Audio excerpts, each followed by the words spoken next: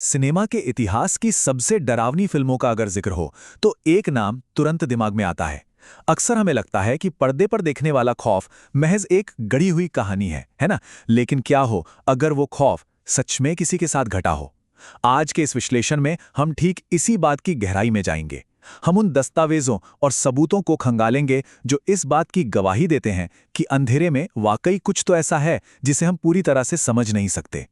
अब देखिए 1973 का वो साल बहुत अहम है। इसी साल वो iconic film the Exorcist release हुई थी, जिसने दुनिया भर के सिनेमाघरों में खौफ का एक ऐसा माहौल बना दिया था जिसे लोग आज भी याद करते हैं।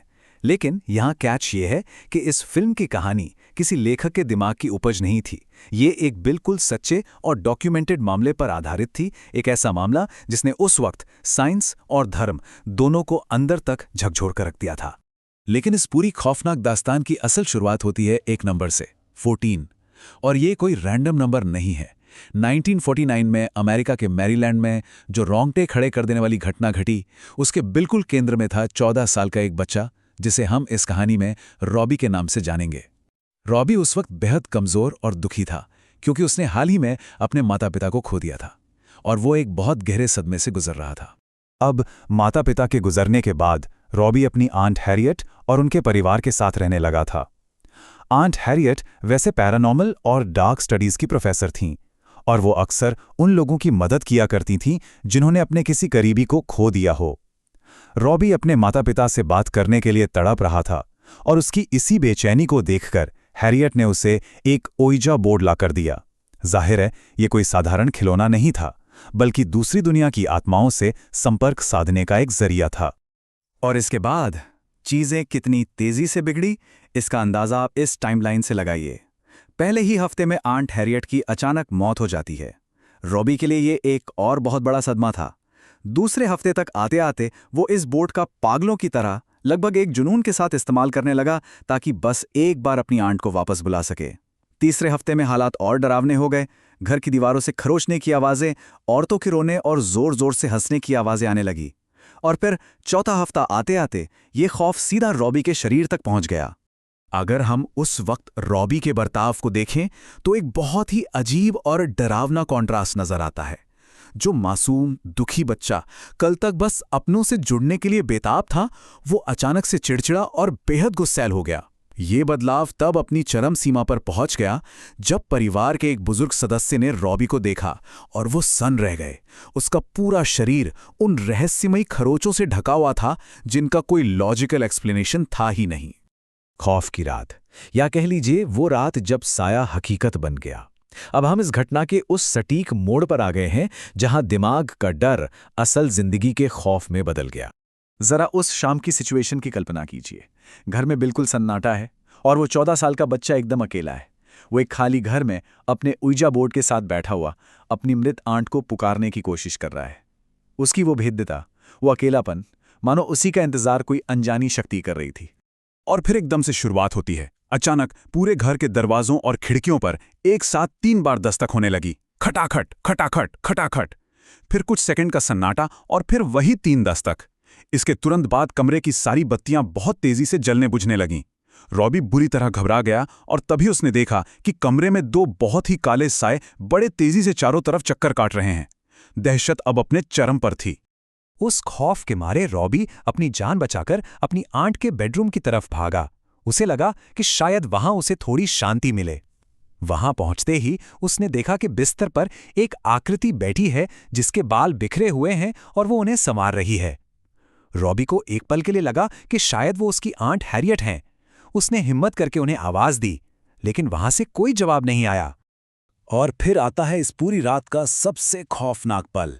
जैसे ही उस आकृति ने अपना चेहरा घुमाया और बाल हटाए, रॉबी वहीं जम गया। वो उसकी आंट नहीं थी। उसकी आंखें बिल्कुल सफेद थीं, सड़े हुए चेहरे पर कीड़े रेंग रहे थे और वो अपनी जीभ बाहर निकालकर बहुत ही खौफनाक तरीके से हंस रही थी।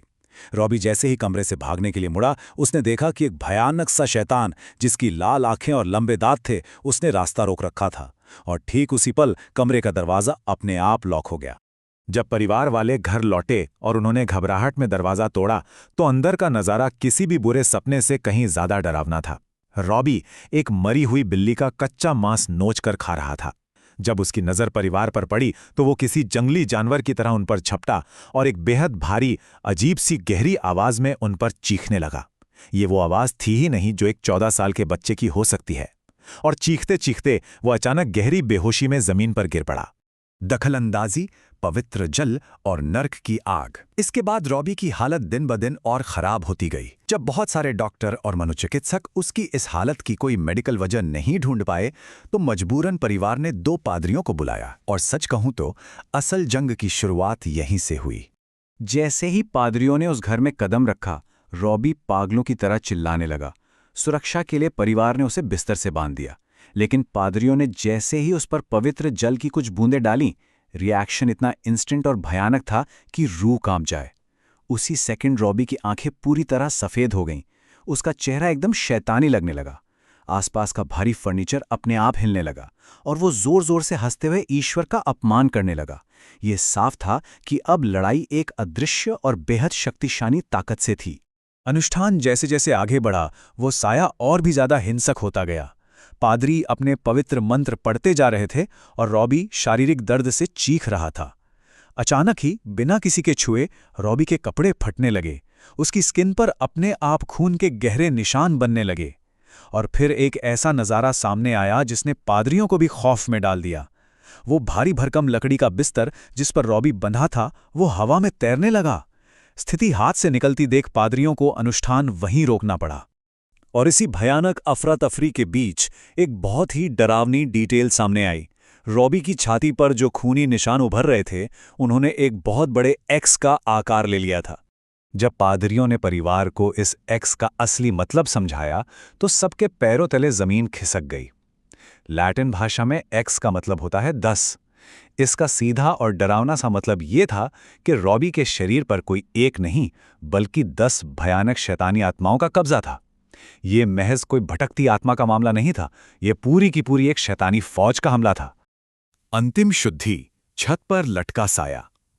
अब हम आ गए हैं इस खौफनाक कहानी के बिल्कुल चरम पर। अगले दिन जब पादरी वापस लौटे तो जो हुआ उसे भुलाना वाकई नामुमकिन है। अगले दिन आखिरी अनुष्ठान के लिए पादरियों ने फिर से कमरे में प्रवेश किया, लेकिन अंदर जाते ही एक अजीब सी, रोंगटे खड़े कर देने वाली खामोशी थी। रॉबी बिस्तर पर नहीं था, पूरा कमरा खाली लग रहा था। और कभी-कभी ना, शोर से ज्यादा खामोशी डराती है। इंसानी शरीर की जो भी सीमाएं हम जानते हैं, वो सब टूट चुकी थीं। जब पादरियों ने नजरें उठाकर ऊपर की तरफ देखा तो रॉबी सीलिंग से चिपका हुआ था। ग्रेविटी का कोई असर ही नहीं था उस पे। वो सीलिंग से लटक कर उन पे हंस रहा था और एक ऐसी भारी लैटिन भाषा में जोर जोर से कुछ बड़बड़ा रहा था, जो भाषा उस 14 साल के बच्चे ने जिंदगी में कभी सीखी नहीं थी। पादरियों ने बिना एक पल गवाए अनुष्ठान फिर से शुरू किया। जैसे ही लैटिन के पवित्र मंत्र गूंजने शुरू हुए, रॉबी अचानक से सीलिंग से नीचे आ गिरा। उसे फौरन बिस्तर से कसकर बांधा गया। अनुष्ठान के दौरान उसका पूरा शरीर भयंकर रूप से अकड़ गया और वह दर्दनाक चीखें मारता रहा। फिर अचानक उसे उल्टी हुई, लेकिन वो आम उल्टी नहीं थी। एक बिल्कुल काले रंग का अजीब सा चिपचिपा तरल पदार्थ उसके शरीर से बाहर निकला और बस इसके ठीक बाद रॉबी बिल्कुल शांत हो गया और एक गहरी नींद में सो गया। अब इस पूरी कहानी का सबसे अजीब पहलू देखिए। अगली सुबह जब रॉबी सोकर उठा तो वो थोड़ा कमजोर जरूर था, लेकिन बिल्कुल नॉर्मल था। सबसे हैरानी की बात तो ये थी कि उसे कुछ भी याद नहीं था। उसे रत्ती भर भी अंदाजा नहीं था कि उसके साथ क्या क्या हुआ। लेकिन जरा उन परिवार वालों और पादरियों के बारे में सोचिए, जिन्होंने अपनी आंखों से असंभव और खौफनाक चीजें देखी थी। वो अपनी पूरी जिंदगी उस भयानक ट्रॉमा को नहीं भूल पाए। तो अंत में एक सवाल जो जहन में रही जाता है, रॉबी भले ही सब भूल गया, उसकी जिंदगी फिर से पटरी पर आ गई हो, लेकिन उसके शरीर पर वो एक्स के निशान, वो खरोंचें किसने छोड़ी थी? वो सीलिंग पर चलना, वो लैटिन बोलना, वो काला पदार्थ क्या था? विज्ञान आज तक इन सवालों का कोई ठोस जवाब नहीं दे पाया है। ये पूरी घटना सोचने पर मजबूर करती है कि कुछ चीजें वाकई हमारे तर्क और समझ से बहुत परे होती हैं। अनदेखे को नकारना बहुत आसान है, लेकिन जब वो खौफ बनकर बिल्कुल सामने खड़ा हो जाए, तब आप क्या करेंगे? बस यही सोचने वाली बात है। उम्मीद है ये विश्लेषण इस घटना के अनसुलझे रहस्यों को समझने में मददगार रहा होगा।